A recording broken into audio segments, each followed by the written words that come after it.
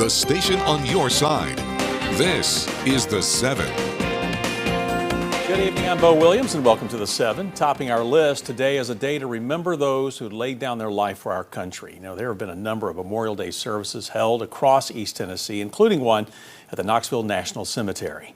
Now, despite the misty weather, people turned out for today's service. The event put on by the VA included the presentation of colors, the national anthem, and keynote speaker, retired United States Air Force 4-star General Arnold Bunch.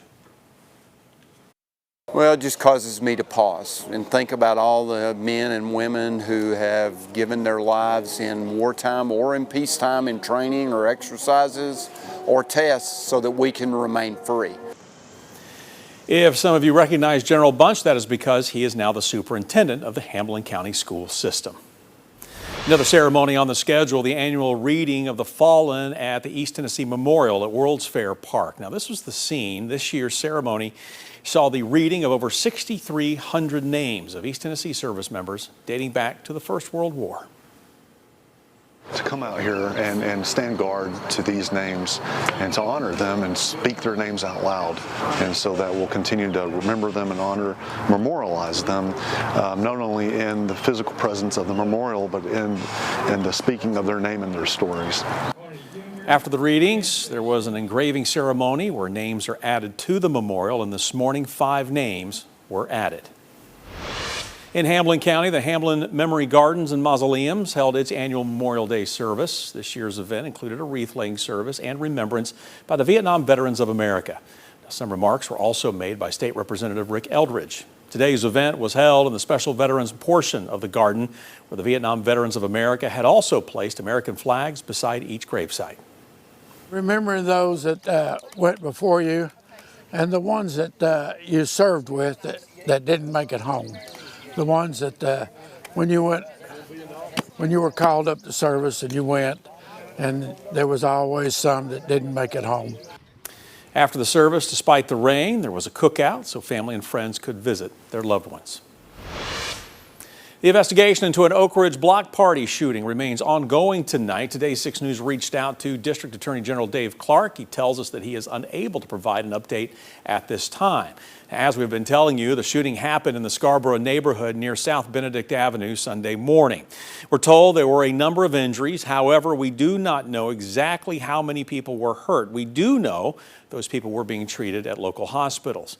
Now, there were reportedly hundreds of people at this block party, with the DA saying many had come up from Knoxville. Oak Ridge Police and the DA have requested the Tennessee Bureau of Investigation look into what happened, and at last update, the TBI was still gathering preliminary information. Knoxville Police Department has taken 3 suspects, including 2 teens, into custody on auto theft and weapons charges. You know, just before 6 o'clock yesterday evening, KPD officers got a report of a stolen car by the Walmart, the one that's located on Kinsell Way. Now, police captured one of the suspects, a 16-year-old boy, near the Walmart entrance after he attempted to run from them. Officers also found 2 other suspects, a 17-year-old and 19-year-old Jarvon Rucker, inside the store. We're told Rucker ran out of the store and across the parking lot before officers were able to catch up with him at a nearby gas station. 17-year-old was taken into custody inside the Walmart. Now, police add 2 loaded guns and a drum magazine were recovered from the stolen vehicle. All 3 suspects are facing charges tonight.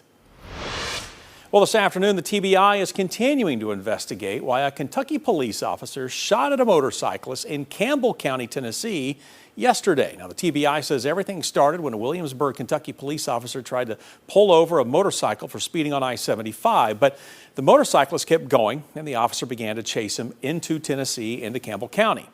TBI points out that at some point the police officer turned off their emergency equipment but continued to follow the motorcyclist.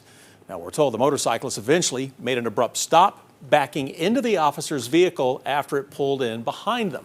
That's when the TBI says the motorcyclist took off once again, going north in the southbound lanes. The officer firing at the motorcyclist. Now, the motorcyclist got away, but later crashed in Anderson County. They were taken to the hospital. No word on their condition tonight.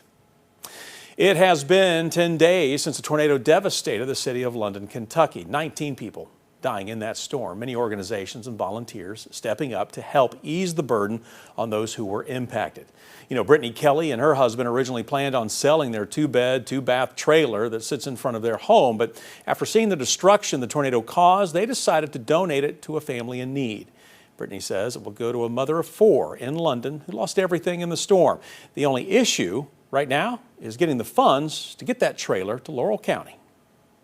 I've had people offer to do it from like $300, that's no footers being poured, all the way up to like $7,500. Yeah, so that's kind of our issue right now is I don't have that. I have the home, but I don't have that. And of course she just lost everything, so she has nothing.